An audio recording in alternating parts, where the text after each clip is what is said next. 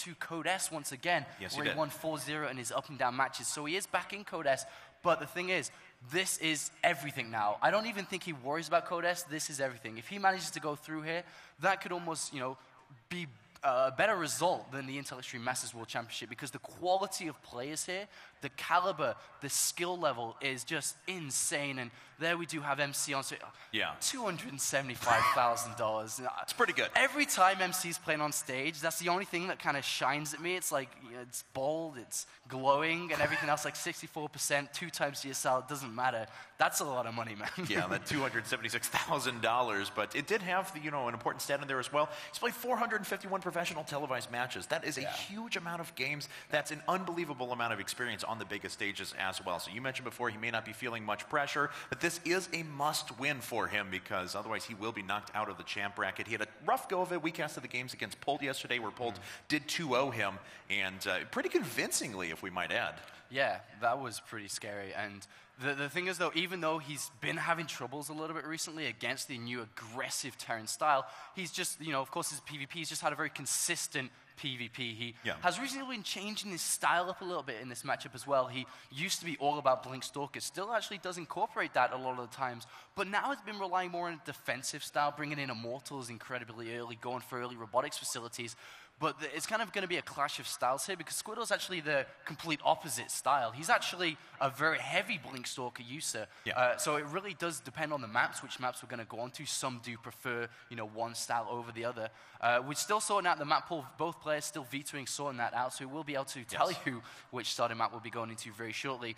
But if it is going to be a clash of styles, we've seen maps such as Sandstorm or maybe Atlantis, the new maps coming into this tournament, which are more diverse for the robotics facility play, which would favor MC. But if we go to the more traditional Antigua shipyard, that's, of course, when the Blink Stalkers are a lot more mobile. You can get in the main, get to the natural, and have a lot of diversity with your attacks. They're still pretty good on this map's inshore miss as well. There's a couple of different things. We don't know if this is one they're vetoing or something like that. We're just working through to see exactly what the first map is going to be. But if it ends up being that, of course, you have the back path that runs around to the main itself. You have that helicopter landing pad, as we kind of talked about before as well. So good opportunity to get some units or sneak them into the main. But we'll certainly see what map comes out here in just a bit. So Squirtle, glad to see him make his way through the open bracket, though. The open brackets were absolutely stacked. We had some foreigner hopes that came right down to the wire. I think a couple of standout stories, of course, Scarlet taking on so many incredible players. She advanced very far in the bracket. We had Vile Illusion make it to losers round 7, knocking out some top players, and then Huck and Sase made it right to the lower bracket finals before they were knocked out. And yeah, I mean, Squirtle, as we just talked about, is 1 game away from advancing. He did come through the open bracket, and the amount of PvPs that he won, he beat Todd, he beat Sase, he beat Ace to advance through. That's 3 top-level PvPs that he's won just alone in this tournament. And now it looks like we're almost ready to begin now. Sandstorm Mist will be our first map here, and you just did say, it can favor Blink Stalkers, it also can favor robotics facility play. We're going to have to find out which one of these fantastic Protoss players is going to go the distance. And we did mention if MC loses, man, this could be the end of his tournament. It could very well be, yeah. So MC has apparently shed one of his 12 shirts that he was wearing now, so slightly less there. Squirtle looking very intense. I love the Star Tail jackets. They're so amazing. And both these players gearing up and ready to go. Everyone's about loaded in, and here we are. So over at the 3 o'clock position on the map, ESV Sandshorn Mist, we have our blue Protoss player, representative of SK. Give it up for MC!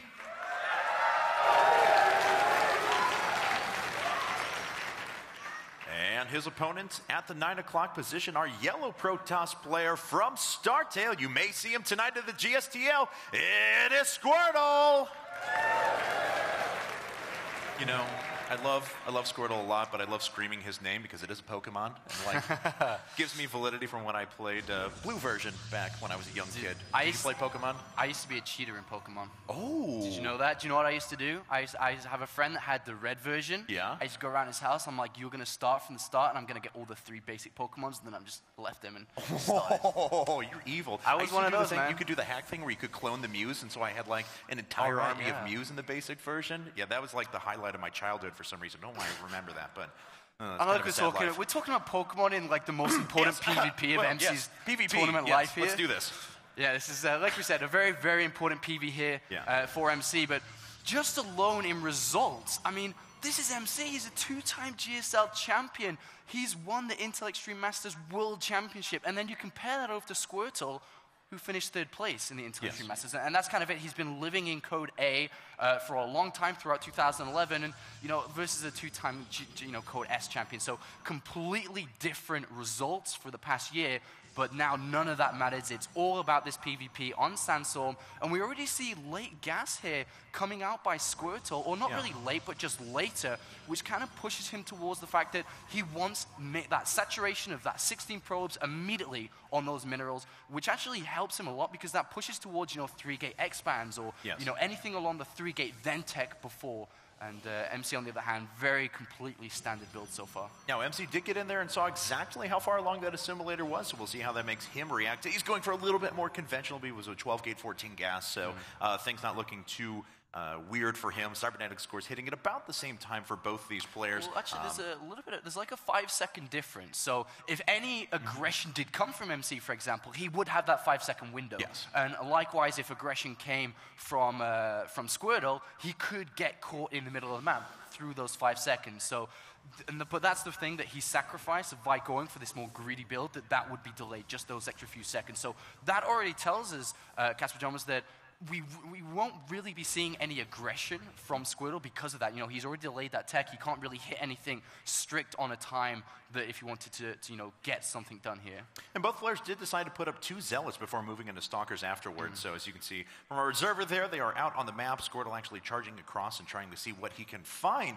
Squirtle actually also putting up his 2nd gas for now. MC has done no such thing. I want to take a look, see how much Chrono Boost actually is on their Nexuses, if you don't mind. Yeah, so not enough for another Chrono Boost for MC, but I'm not sure how much was left on Squirtle. So there is one left, so both actually the same level. Yeah, so there's definitely no aggression coming out in terms of any 4-gate, but I really do like that MC went in there, scouted nice and early, and then also just like, all right, if you're going to go for these 2 Zealots, then so am I. Because the 2 Zealots, you can actually catch a lot of Protoss players off guard. You walk up there with 2 Zealots and a Stalker versus a single Zealot and Stalker, and then all of a sudden, you just have so much more buffering time for your own Stalker to deal the damage necessary.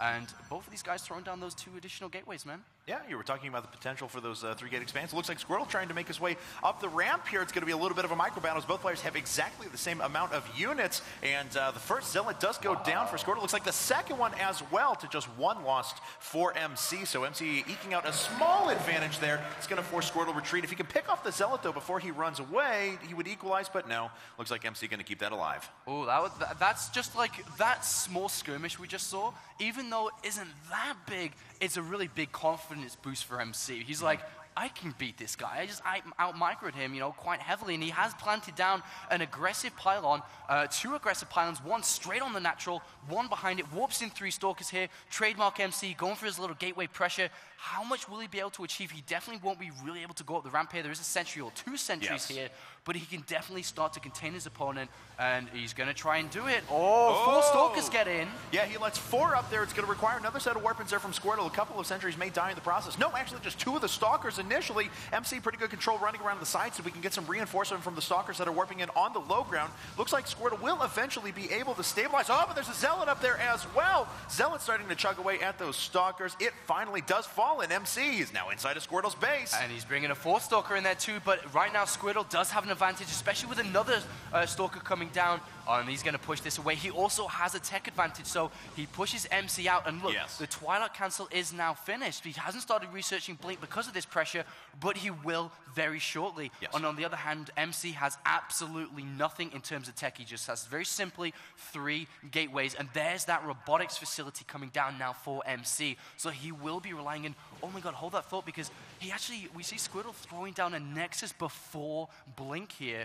And this may actually be really good for him, especially if MC doesn't scout this, because he's definitely going to be anticipating, some form of tech behind this, most likely Blink, as he saw all those Stalkers, not really the expansion. So if we see just MC, though, very simple pressure from Squirtle while expanding, he'll have such an advantage in the mid game. MC, though, he's adding on his 4th gateway and a Twilight Council right now, so looks like he may just use that robotics facility for an observer and start to go into some blink play himself in a bit. He does have a smattering of units on the ground, though, so we'll see what sort of upgrades he decides to prioritize here in just a bit. Squirtle, on the other hand, that expansion is about 2/3 of the way finished. Blink about the same distance along as well. We have our first observer just popping up for MC at the moment, and there's a forward pylon, as we can see outside of MC's vision, off by the 3rd. Yeah, that's pretty important there for Squirtle. And they did deny scouting there of the expansion. Both of these players completely in the dark. MC is moving around the left-hand side with a probe, plans down a pylon. He also wants to get scout. Is that Nexus down? Is it not? Both players playing very blind at the moment. But with this big advantage Squirtle has that this Nexus is finished, he's looking so good. And MC is now building a Warp Prism as well. His probe is going to move up, and he's going to get the scout of the Nexus here. And that's extremely big for MC. He knows what he has to do in this game now. But Squirtle has such a presence in the map here. Yeah, he does. And as our observer just pointed out there, 12 Stalkers to 3 at the moment. A huge firepower advantage. We'll see if Squirtle can just get right in as slowly blinking back to make sure he doesn't get killed by the Zealots trapped by the force field there as well. MC with a pretty good defense at first, but is he going to be able to recycle those force fields and have the control he needs? Because Squirtle looks like he's going to threaten once again. Oh, this is going to be so tense. I mean, Squirtle can't really blink in there because of the Zealots, but once the Zealots go, he definitely can. So this is really, really tense. The Warp Prism is going down the south side, but the Guardian Shield helping a lot here, but awesome control. Blink just this second about to finish. Yes, it is, and now it's done for MC as well. So we're going to have a micro battle on our hands, and where's that Warp Prism at? It's still making its way over to the main, it looks like, over towards the left-hand side. So, but Squirtle starting to press ahead with the economic advantage as well, up considerably in workers, trying to attack in once again. MC has a pretty good Stalker count as well, and it looks like he is going to force Squirtle back. Indeed, he does first Squirtle back. But look at this. There's 37 probes to 28. A big advantage here. There's a robotics facility down now building Immortals. Once the Immortals come out, that's it. MC will not be able to engage into this efficiently. He's chasing down Stalkers in the center here, and Squirtle's racing back to hug that robotics facility to get that Immortal out. Where is that Warp Prism? Where has it gone to? It's just right down to the south. It actually just warped in a couple of units, so he's probably going to pick that up. It's starting to make its way towards the natural as well, actually just floating right overhead the Stalker, so it may just be used as a forward pylon for now. And MC, this is it. He has to kill Squirtle. This doesn't work. MC will drop the first game. The first Immortal out. This already makes it so difficult. And look at how many Stalkers there. Will MC's control be able to carry him through? We'll find out here as both players put down Guardian Shield. Squirtle's a little bit out of range of the Sentry, finally making its way back. MC trying to blink back as best he can, but then Immortal already racking up 2 kills, starting to do quite a bit of damage as well. I don't know if MC has enough to break up this ramp. He's certainly trying with all of his control, though. He is indeed, but that Immortal's just doing so much damage, has 2 kills, but not necessarily just the kills, but the damage output it actually deals here is incredible. And 37 probes, the income is almost double here for Squirtle, who continues to work off 5 gateways compared to the 4 in only that 1 mining base. And look at that, we even have a Zealot managing to scrape into the main base through that north pylon for Squirtle and MC. Time is running out.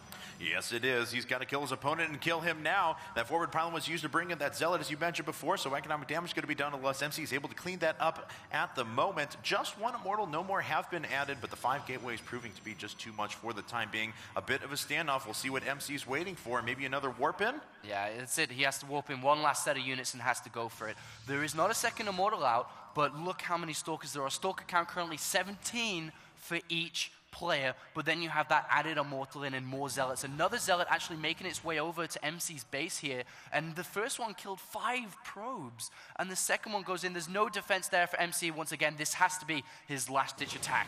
All right, well, he blinks into the main now, and he's going to sit on top of the high ground. Maybe he's going to force field his opponent out, so we'll find out. Squirtle starting to make his way up with a couple of units, blinks onto the high ground, and does MC have enough? He has a pretty good spot to engage here, as a lot of the units are trapped on the low ground. The Immortal starting to pick off some of those units on the right-hand side, though. MC just forced back ever so slowly. There's the blink from Squirtle. The Warp Prism gets picked off. No further warping's going to happen, and Squirtle starting to pull a huge advantage in this game. There's the GG. Unfortunately, MC couldn't quite hit that window of opportunity, and Squirtle playing mind games amazingly here. Because after that aggression from MC, MC just anticipated a very simple counter-attack, counter-pressure, because he did lose more units than Squirtle did, but Squirtle very smartly knew how MC would be thinking, sat back, took the expansion instead, and really did push his advantage into the later stages of that game. And, you know, we talked about how good Squirtle is in this matchup, man, and it is clearly showing here once again. Yes.